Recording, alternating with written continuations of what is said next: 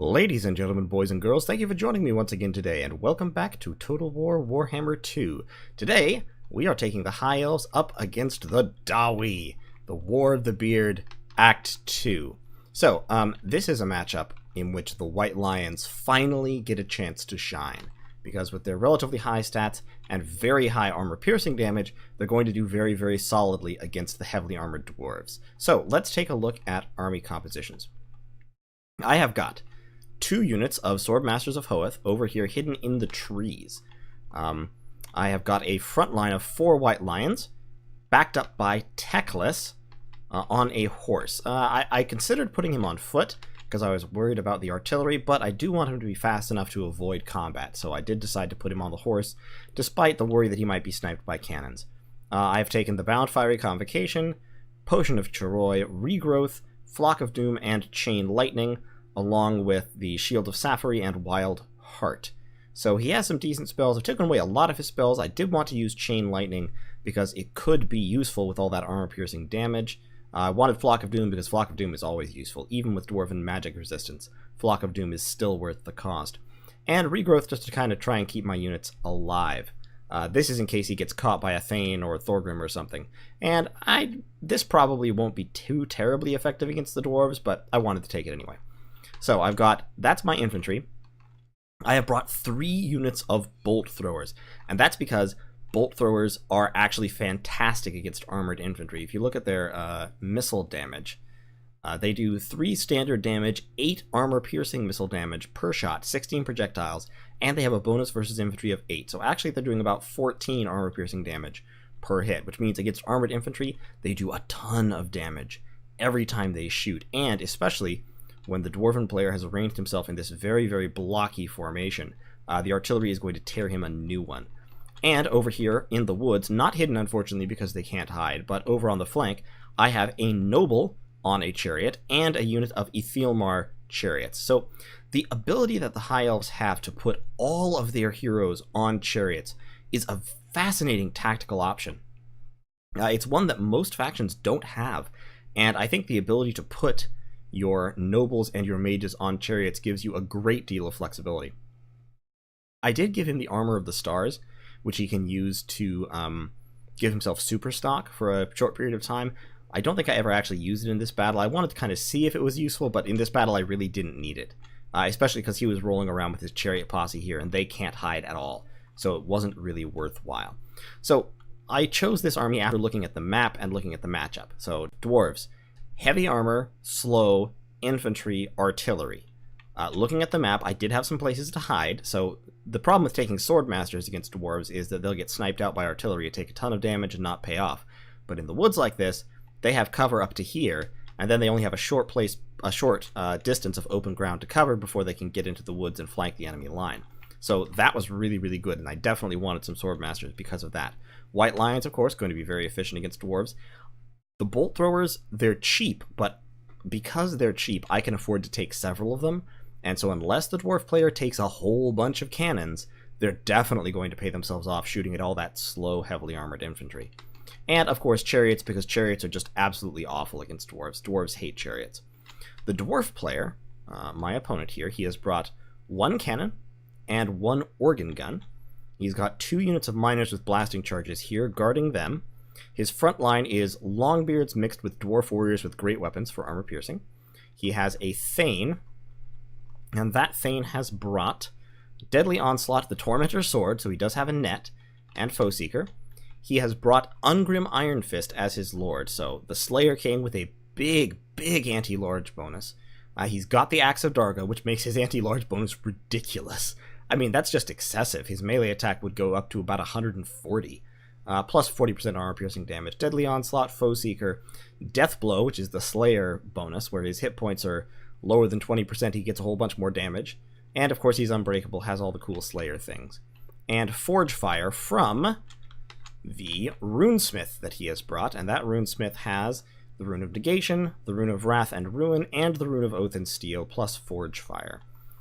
Backing up the front line, he's got another unit of Miners with blasting charges here. He has a unit of Slayers, just 1, and hidden in the woods he has a little ambush force of 3 Quarrelers with great weapons, which is a pretty cool choice, I have to say. So, let's get into it. So my basic strategy here was, the bolt throwers are going to focus on the infantry. The cannon will be shooting at them. Oh well, they can deal with it. Some of them will die, but that is a sacrifice I am willing to make. And what? Look at this, look at this. Holy crap. That is a lot of damage. The white lions are advancing, and I'm focusing fire on the longbeards, who are going to get absolutely torn apart, with splash damage to all the other units. But look at that fire coming in. These longbeards just have no chance. Excuse me. So the dwarven infantry is getting ripped up by my artillery. His cannon started to fire actually at my white lions, but has now turned its focus to the eagle claw bolt throwers. It has taken out 2 artillery pieces already, but that's not enough. This is a 700 point unit. They've already done almost 700 points worth of damage. This longbeard is basically destroyed.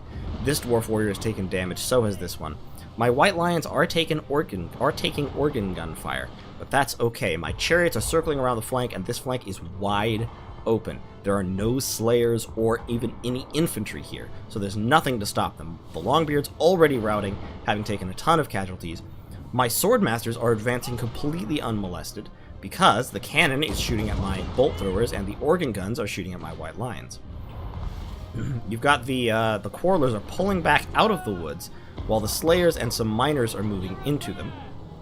I'm just shifting focus, shooting at these longbeards now, just taking out the toughest units first. That organ gun is doing very impressive damage. I dropped a fiery convocation here. I missed because the dwarves started moving, so that didn't accomplish anything, but it did look cool. You know, that's something. The quarrelers are getting fire on my white lions, and they have the Rune of Wrath and Ruin going. Unfortunately, the quarreler fire is not terribly effective against white lions because of their missile resistance. My little Teclis drops his little chain lightning, plows through some of these quarrelers, does okay damage, hits the Thane and does a tiny bit of damage. Now I'm shifting my artillery away from the main infantry line because my white lions can deal with it. Yeah, they won't necessarily win, but they are doing a ton of damage, and I'm dropping Flocks of Doom to support them, while the artillery is just scoring free damage, free kills on these quarrelers. My swordmasters, meanwhile, have absolutely mopped up those miners, are about to mop up the slayers, and are charging into the quarrelers. Over here, my chariots have moved in to shut down the artillery. They've absolutely crushing these miners with blasting charges. They've already destroyed the cannon because, like I said, chariots are just almost abusive against dwarves. So my noble is pulling out, my Etheelmar chariots are pulling out to get another cycle charge. The noble already has 66 kills. 66 kills! I mean, yeah, a lot of them are miners, but still. These quarrelers are just getting dumpstered by the artillery. And, of course, with the cannon down, there is now nothing firing at the bolt throwers. This organ gun is just sitting here for the moment. Teclis is standing behind the line, kind of providing a little bit of moral support while he regenerates magic. He dropped a regrowth in here to keep one of the white lions fighting, and so I think it was this one. These white lions, they're definitely paying off. The dwarf warriors with great weapons are getting munched. The longbeards are getting munched. They say they're losing, but they're actually trading very, very evenly. Spreading out into this thin line really reduces the damage the artillery does, which is good, but even so, every shot is doing something like 100 points of damage.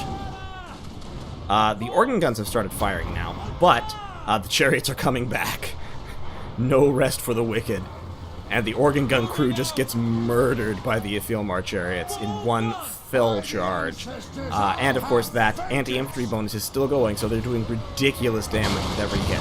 The blasting charges do not do much damage to Etheelmar chariots because they have so much armor. Over here, these swordmasters have finished slaughtering the slayers, and are now going to move to come over into the infantry fight. These ones are mopping up 2 units of quarrelers simultaneously. 133 kills and climbing. These ones are down to only 86.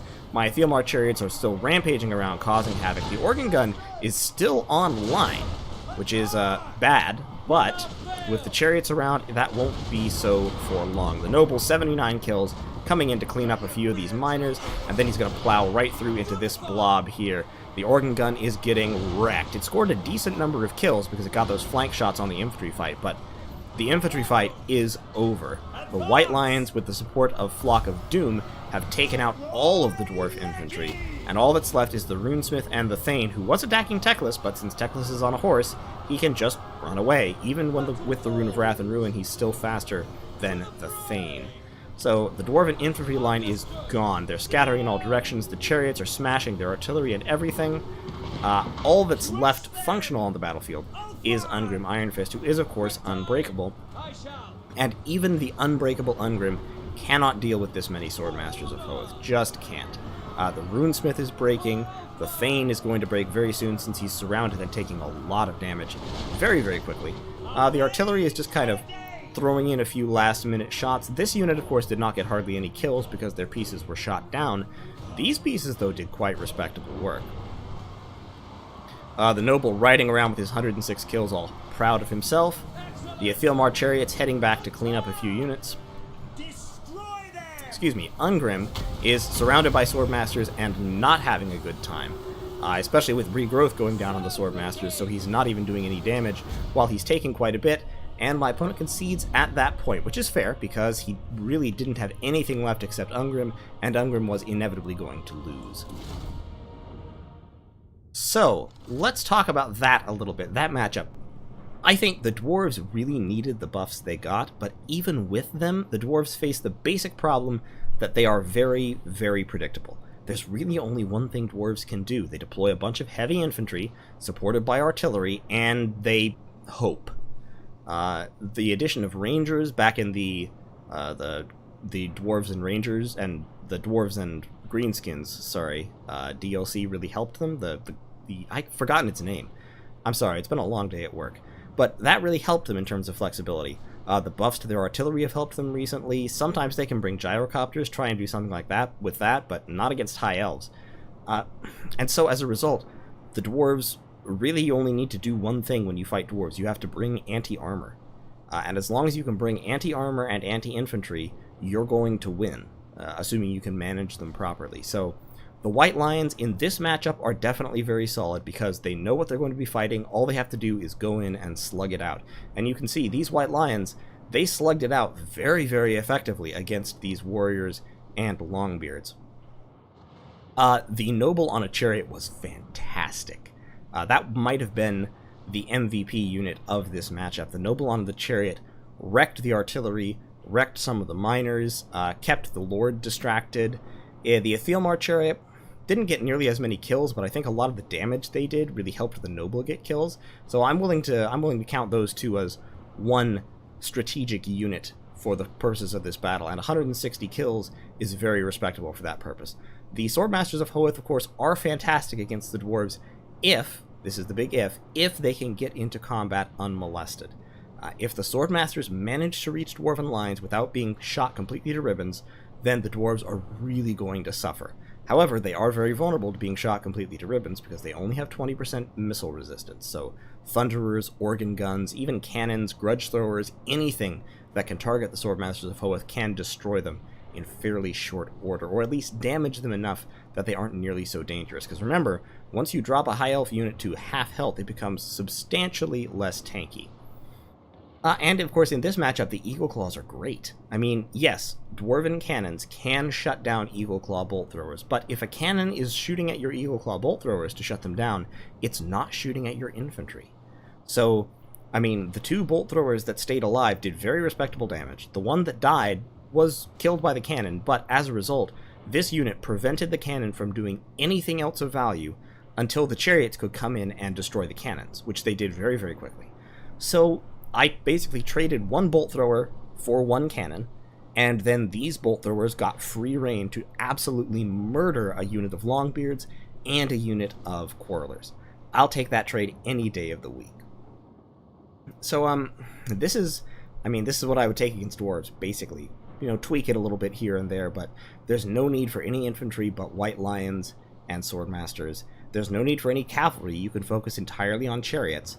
And artillery-wise, I think you should always bring artillery against Dwarves, because paradoxically, they are the most vulnerable race to artillery, as well as having the most powerful artillery.